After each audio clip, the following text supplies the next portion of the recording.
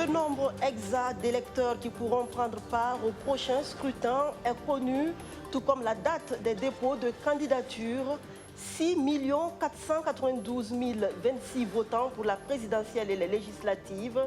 Les candidats à ces deux consultations, eux, pourront déposer leur dossier à partir de demain pour les législatives et le 28 septembre pour la présidentielle.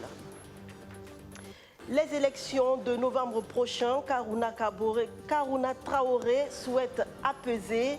Le marcheur de Orodara, comme on le surnomme, a fait une escale à Ouagadougou avec ses deux compagnons de marche avant de rallier Manega, leur point de chute. Ils ont livré aux journalistes leur message de paix ce mercredi. Débuté le 4 septembre dernier, le mois de la redevabilité dans le secteur minier se poursuit. Gros plan ce soir sur les relations nouées par Wagnon Gold avec ses communautés hôtes. Voilà pour le menu, mesdames, messieurs. Bonsoir et merci de nous suivre. Pour commencer, les conclusions du sommet d'Accra sur la situation politique au Mali.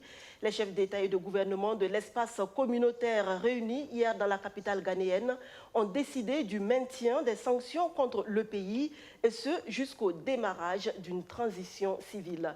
Écoutons le président du Faso nous en dire plus. Vous savez qu'il y a eu une grande rencontre entre les Maliens autour de la question de la transition et de la feuille de route. Une charte a été élaborée et donc nous avons eu le contenu de la charte. Nous avons dit que pour la CEDEAO, le président de la transition, le Premier ministre doivent être forcément civil. Et cette position, c'est une position que nous avons maintenue parce que ça fait partie même des principes de la CEDEAO. Et nous considérons que nous sommes tous, y compris le Mali, signataires et nous devons défendre cette position-là. Nous avons également dit qu'en ce qui concerne les délais, nous n'allons pas faire du fétichisme sur les délais. Et nous avions prévu 12 mois. Et nous avons dit que les délais, au plus tard, ça sera 18 mois. Donc, je pense que sur ce plan, on n'a pas véritablement de contradiction sur le fond. Donc, c'est pour dire que, grosso modo, une fois que les structures de la transition seront mises en place, le président, le Premier ministre, le gouvernement, il va de soi que le Conseil national de salut du peuple sera dissous de fait, puisque ce sera la transition qui sera déjà mise en place dans les objectifs qui sont prévus sur la feuille de route. Et nous avons prolongé la discussion avec le président pour que nous voyons un peu comment nous pouvons continuer dans des discussions à approfondir ces différents points de la CEDEAO, puisque la semaine prochaine, je dirais, notre négociateur Goodluck Jonathan se rendra à Bamako pour voir un peu comment évolue l'ensemble de ces questions. La levée des sanctions, c'est dès que, je dis bien, dès que le président, le Premier ministre sont mis en place pour que le gouvernement soit installé, toutes les sanctions sont levées de façon systématique. Rochman Christian Kaboré qui a présidé ce matin le Conseil des ministres. La réunion hebdomadaire de l'exécutif avait à son ordre du jour plusieurs dossiers. La question de l'authentification des diplômes dans la fonction publique a fait l'objet d'une communication, tout comme la naturalisation de 166 personnes. Abdou Razak Traoré pour le compte-rendu. La destination Burkina Faso toujours prisée en dépit de la situation sécuritaire et sanitaire difficile. 166 étrangers ont sollicité la nationalité burkinabé. L'hebdomadaire Conseil des ministres leur accorde la naturalisation. Un Conseil des ministres qui a également fait le point sur l'opération d'authentification des diplômes des fonctionnaires. À ce jour, ce sont 40% des fonctionnaires qui ont vu leur parchemin passer à la loupe des enquêteurs du ministre de la fonction publique.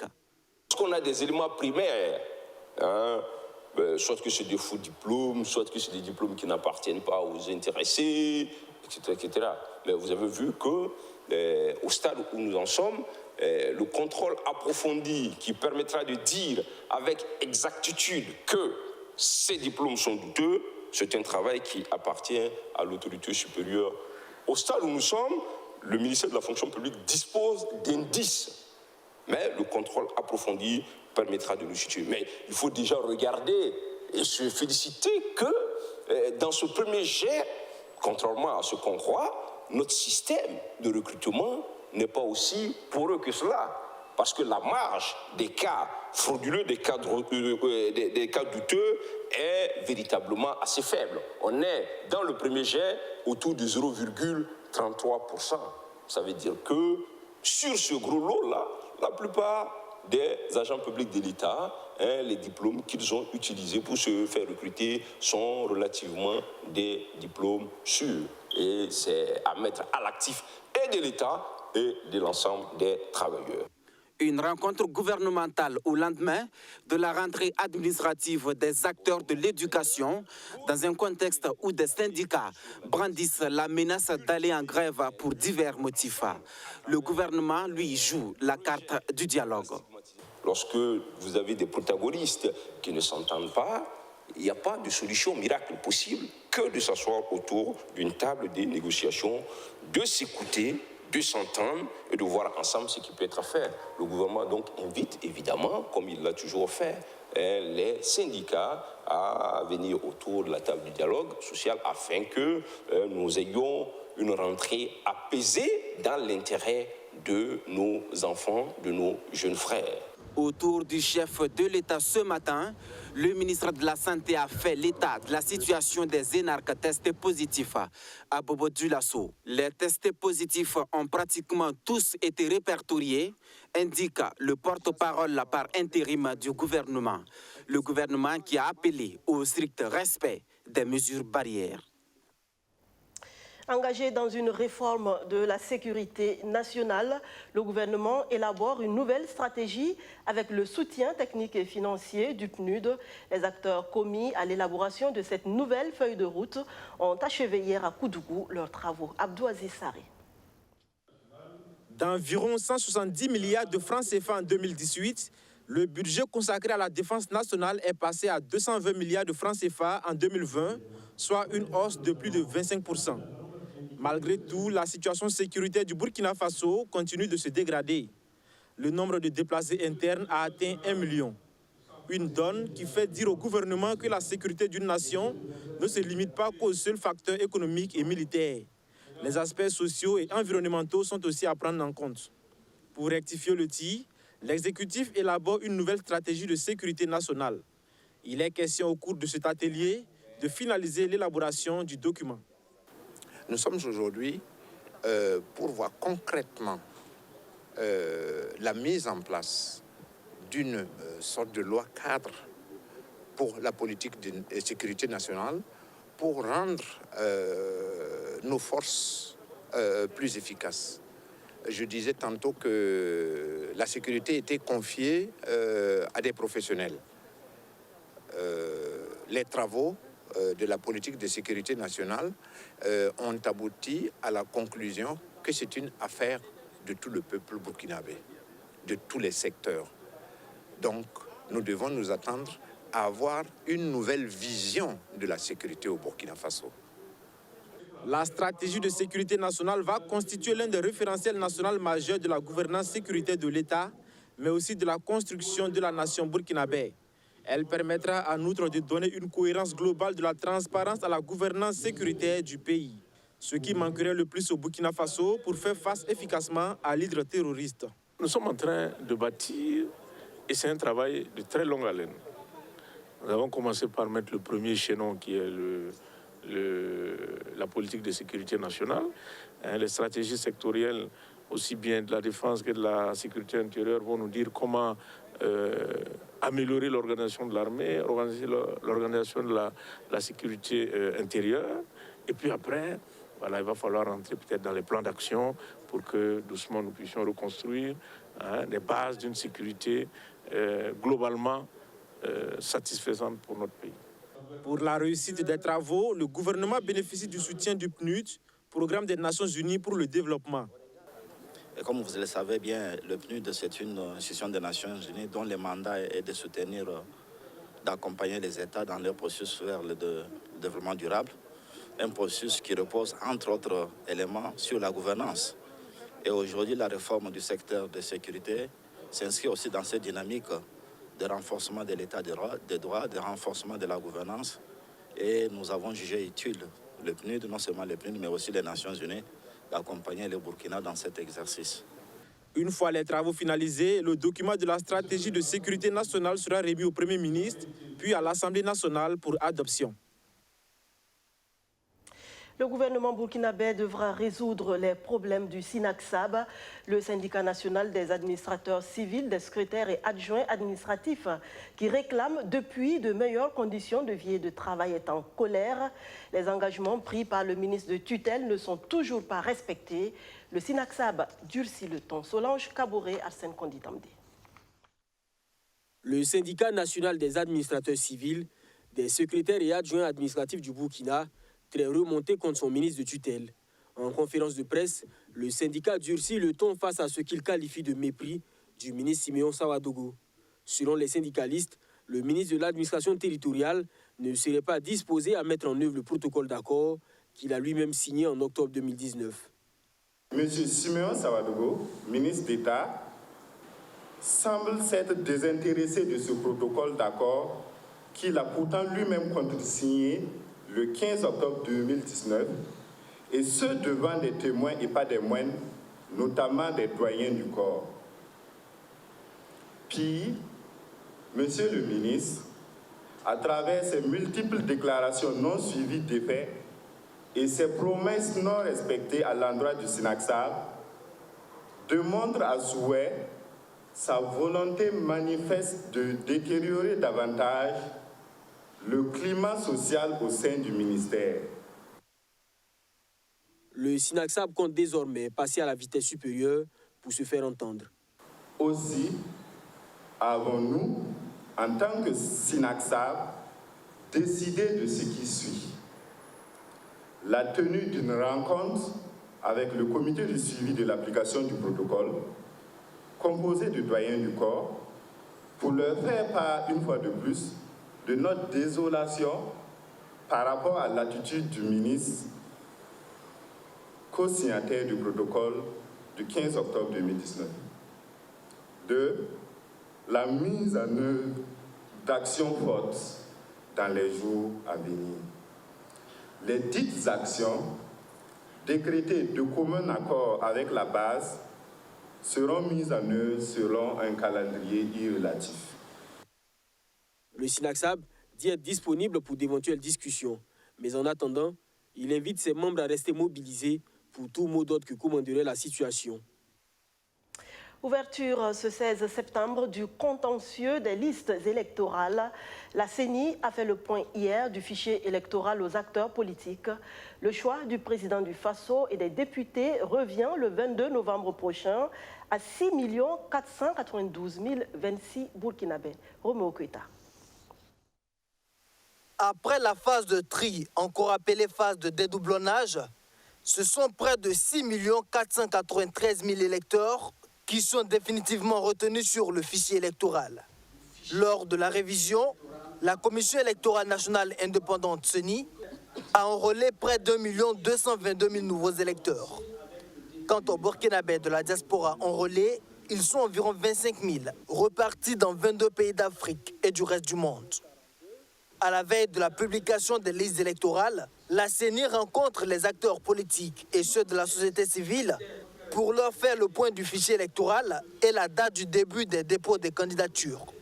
Donc le 17 au matin, les guichets vont ouvrir à notre niveau pour commencer à recevoir les dossiers de candidature aux législatives conformément à la nouvelle modification introduite dans la loi électorale.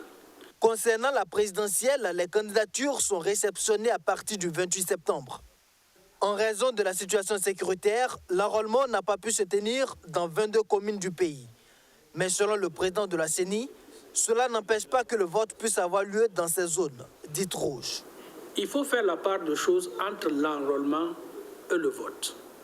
Ce n'est pas parce qu'on n'a pas enrôlé dans une commune qu'on ne peut pas y organiser des élections. Dans chaque commune, il y a ce qu'on appelle un fichier électoral biométrique permanent.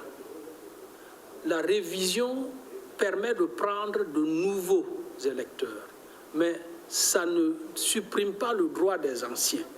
Donc, tous ceux qui sont inscrits dans les différentes communes du pays, si la situation sécuritaire le permet, tout le monde peut voter. La liste électorale sera affichée dès ce mercredi 16 septembre, date à laquelle débute également le contentieux des listes électorales. Les élections du 22 novembre que les différents acteurs veulent transparentes, inclusives et apaisées malgré le contexte d'insécurité.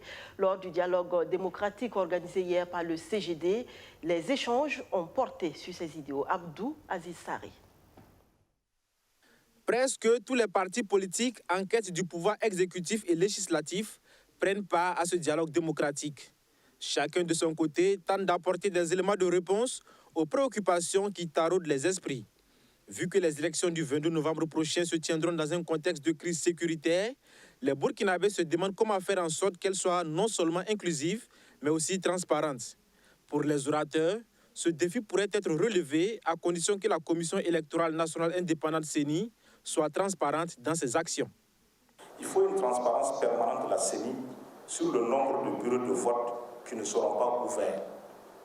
Parce que moi, j'estime qu'à cette date, aujourd'hui, la CENI peut nous dire, peuple du Burkina Faso, institution du Burkina Faso, à l'étape actuelle, voici les bureaux de vote sur notre territoire qui ne pourront pas être ouverts le 22 novembre. Parce que si on a cette ampleur, nous pouvons naturellement jauger le poids et la qualité des élections qui vont venir. Tout comme la CENI, les conférenciers du jour comptent aussi sur le sens de responsabilité du Conseil constitutionnel pour des élections crédibles. Les résultats qui vont sortir des urnes, c'est à lui de les, j'ai envie de dire comme ça, entre guillemets, de le purifier. C'est-à-dire de s'assurer que ce sont effectivement les bons résultats, de s'assurer que les irrégularités qui ont été commises ont plus ou moins entaché la crédibilité du scrutin. Voici ce qui est de façon générale attendu donc du Conseil constitutionnel et c'est pour cela que j'ai insisté sur son rôle en tant qu'acteur dans la garantie de l'inclusivité du processus électoral, mais aussi de la fiabilisation des résultats qui vont découler donc du scrutin. Ce dialogue démocratique est une initiative du Centre pour la gouvernance démocratique CGD en collaboration avec le Programme des Nations Unies pour le développement. Il s'inscrit dans le cadre de la Journée internationale de la démocratie, célébrée tous les 15 septembre. Le CGD, à la fin de ce dialogue, va produire un rapport sur la base justement des recommandations fortes qui seront dégagées par l'ensemble des communicateurs. Et on verra, sur la base de ces recommandations, nous allons conduire un plaidoyer auprès des acteurs. Et vous savez, en matière électorale, les acteurs sont multiples. Nous voyons a priori les partis politiques, mais il y a aussi des institutions comme la CENI, et des institutions comme le Conseil supérieur de la communication, la Cour constitutionnelle. C'est de voir ensemble avec ces acteurs à la fois institutionnels et non institutionnels, comment est-ce qu'on peut s'accorder pour déboucher sur des élections inclusives, transparentes, crédibles et surtout apaisées. L'autre sujet important qui a fait l'objet de débats au cours de ce dialogue démocratique concerne la participation des femmes aux instances de décision. L'égalité entre hommes et femmes ne doit plus être une utopie, a estimé le PNUD. 630 km de marche pour prôner des élections apaisées au Burkina Faso. C'est l'initiative d'Aruna Traoré, dit le marcheur, parti de Orodara avec 2 autres compagnons. Le marcheur est en route pour Manega où il compte participer à un Basga. À Ouagadougou, tout comme dans les autres localités traversées, le message reste le même. L'issue heureuse des élections est l'affaire de tous. Luc Pakbelgem. Il est en passe de devenir champion toutes catégories confondues de la marche au Burkina Faso. Aruna Traoré, cette fois-ci accompagné de ses disciples, a rallié Ouagadougou à pied en distillant des messages de paix dans toutes les communes et tous les villages traversés. L'humanité se trouve dans la planche des pieds. Cela n'est pas de moi, c'est une sagesse bamana. Quand la nature nous parle, quand la nature nous inspire, quand la nature nous évoque, la solidarité ou l'individualisme, le bonheur ou le malheur, la vie ou la lumière ou les ténèbres, l'amour ou la haine, La joie ou la tristesse, la vie ou la mort. Chaque pas posé est notre appel à l'éveil à la vie et à l'humanisation. Chaque pas posé est notre appel à la cohabitation pacifique des peuples. Parti de Orodara le 31 août, Aruna Traoré, Lassina Diabaté et Ali Sanogo ont mis 16 jours, dont 2 jours de pause, pour traverser Bobo Dioulasso, Oundé, Pa, Wahabou, Boromo, Tita, Sabou, Kokologo, Tangen Dassouri et Ouagadougou. L'objectif de cette marche de 590 km, c'est d'appeler à des élections apaisées et à des comportements responsables face à la Covid-19. Nous ne cherchons pas à insulter les autorités. On cherche à aller vers les autorités pour qu'ensemble, on puisse pousser le Burkina, l'Afrique, un peu vers le développement. Le message a été porté aux populations. Avant les élections qui arrivent, qu'est-ce que nous devons avoir en tête? Pendant les élections qui arrivent, qu'est-ce que nous devons avoir en tête? Et après les élections qui arrivent, qu'est-ce que nous devons avoir en tête? Que ce soit bon ou pas, qu'est-ce que nous devons avoir en tête? Donc, un peu rapidement, voici le premier message. Élection 2020, que tes pensées enfantent le dialogue, que tes paroles soignent le cœur, que tes actions consolident la paix, tous pour un scrutin apaisé en 2020. Élection 2020, ça c'est un appel. Citoyens, allons voter, mais ne votons plus pour un collier de sucre. Ne votons plus pour un sari, un paille ou un t-shirt. Ne votons plus pour un bon d'essence. Ne votons plus pour un parti politique. Votons pour un programme juste et réaliste. C'est vrai, au-delà du coronavirus, il y a de bonnes manières qu'on nous enseigne. Garder les mains propres. À Ouagadougou, le cache-nez obligatoire, même sans coronavirus. C'est salué, c'est bien, mais il faut savoir d'où moi je viens, d'où vous venez. Est-ce que les mains peuvent être en contact? Maniga est l'étape finale de cette marche pour un total de plus de 600 km. Orodara-Maniga est la troisième marche de Aruna Traoré. Enseignant de formation, c'est après 10 ans de pratique, 10 ans d'administration qu'il a opté pour une autre étape dans sa carrière, à savoir la sensibilisation. Sa première marche était dénommée Marche spirituelle de Orodara à Maniga en 630 km. La deuxième fut internationale avec un circuit Orodara, Banfora, Korogo, Sikasso, Orodara, donc une marche Burkina Faso, Côte d'Ivoire, Mali, Burkina Faso. Le marcheur est guidé par la sagesse Bamana selon laquelle l'humanité se trouve dans la planche des pieds. Au pas de course, l'association pour le Kouritenga, Je m'engage, a organisé le week-end dernier ses 5e journées de solidarité et de développement de la province du Kouritenga, dont de vivres aux plus démunis, du matériel médical pour les centres de santé, autant d'activités qui ont ponctué ces journées qui ont démarré pour le moins sportivement. Archimède Boy. C'est au pas de course que débute la 5e édition des journées de solidarité et de développement du Kouritenga. L'association pour le Kouritenga Je m'engage réunit les fils et filles de la province autour d'un idéal, celui de l'entraide, don de vivre aux personnes vulnérables, de vélomoteurs aux personnes vivant avec un handicap et du matériel médical au centre de santé.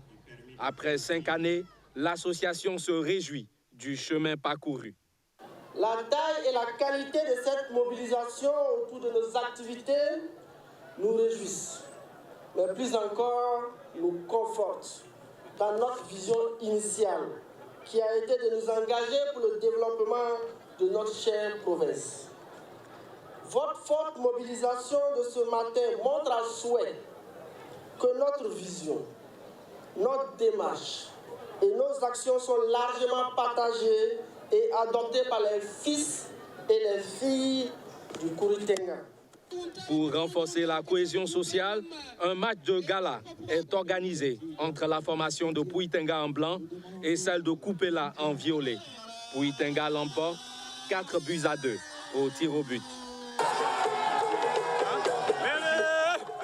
Je suis vraiment fier des enfants pour tout ce qu'ils ont produit, en tout cas pour l'équipe de Pouitenga.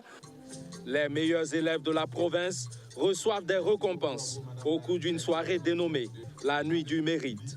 Hubert a obtenu le baccalauréat série A avec la moyenne de 15,92 sur 20.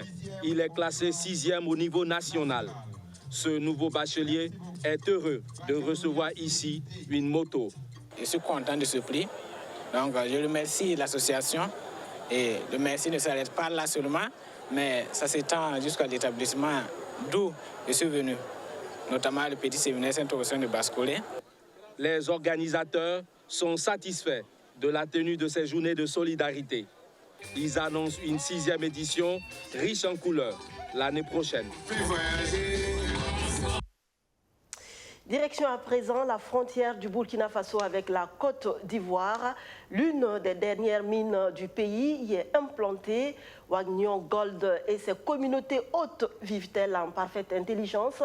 Quelle relation la mine a-t-elle tissée avec les populations riveraines dans son processus d'implantation?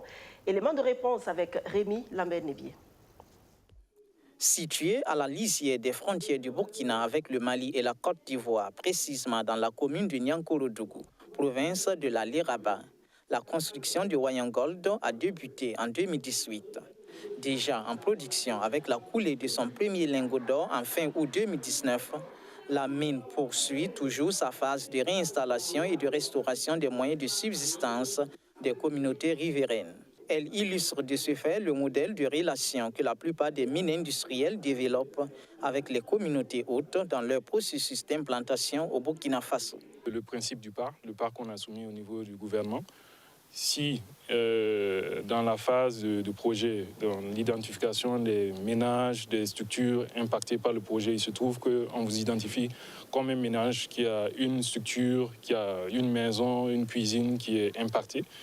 Nous, on reconstruit cette maison sur le nouveau site de réinstallation. La réinstallation, ce n'est pas juste le déplacement physique, c'est également le paiement des terres qui sont pris.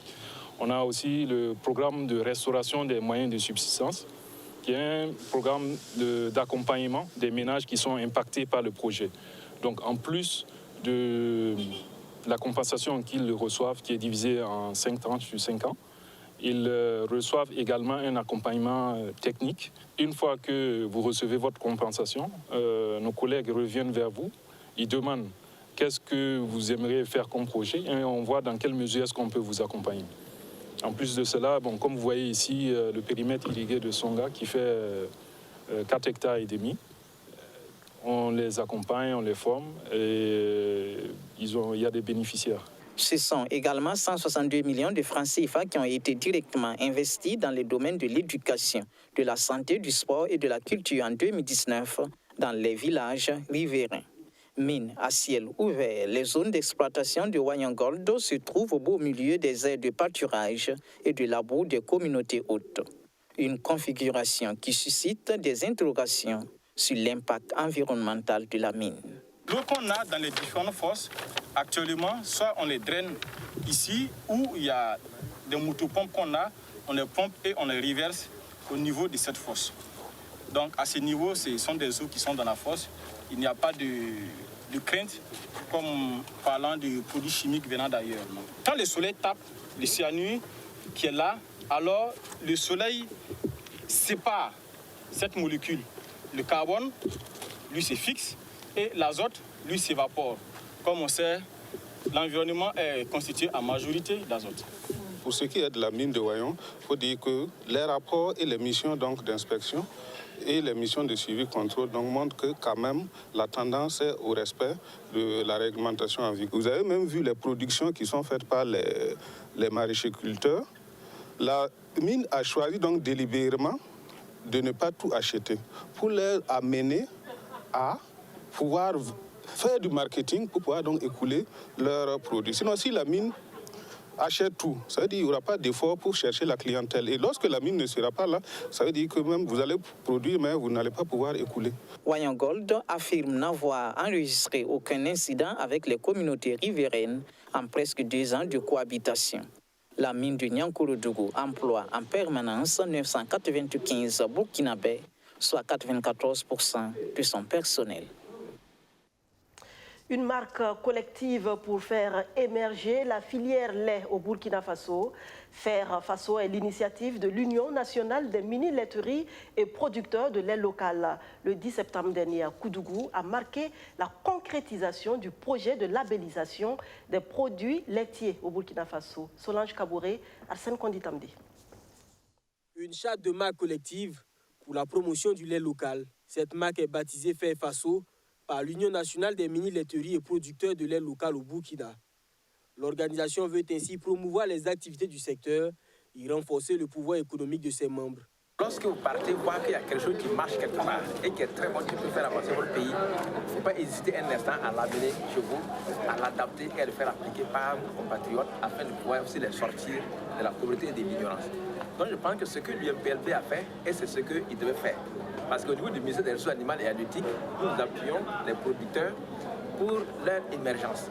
Maintenant, si les éleveurs arrivent par ce biais à tirer des relations à l'extérieur et voir les techniques et des technologies, des méthodes et des outils qui peuvent permettre à leurs membres de s'afficher sur le plan mondial, je crois que cela, c'est une très bonne chose. Et ça qui fait que nous sommes là aujourd'hui pour vous accompagner dans ce sens, afin que cette marque puisse arriver partout au niveau du Burkina Faso et faire émerger la filière lait à laquelle nous tirons fortement au niveau du ministère des Ressources animales et halieutiques. Cette labellisation du lait local va permettre d'offrir aux consommateurs des produits de qualité. Nous avons vu et il n'y a pas une obligation d'étiquetage différentiel aussi sur le marché. Donc chacun fait le lait et il met le logo qu'il veut, il met soit une calebasse, une femme avec une calebasse, soit il met une vase et il part déposer dans les alimentations et on dit c'est le lait. Donc nous avons vraiment voulu interpeller les consommateurs et en créant cette marque pour les interpeller à consommer le lait local, pour qu'ils puissent identifier le lait local aussi sur le marché. Ça c'était le premier point. Le deuxième point aussi, nous avons voulu par cette marque aussi en faire une marque de plaidoyer pour qu'au niveau national, au niveau sous-régional, au niveau international, qu'on puisse plaider pour le lait local. Créée en 2007, l'Union nationale des mini-laiteries et producteurs de lait au Burkina compte 70 mini-laiteries approvisionnées par plus de 2000 éleveurs. À ce jour, la marque Faire Faso est portée par seulement 4 mini-laiteries sur le territoire national. Vous ne pouvez pas être heureux si vous continuez à agir uniquement pour plaire aux autres. Ne plus demander ni tenir compte de leur avis vous propulsera vers la plénitude.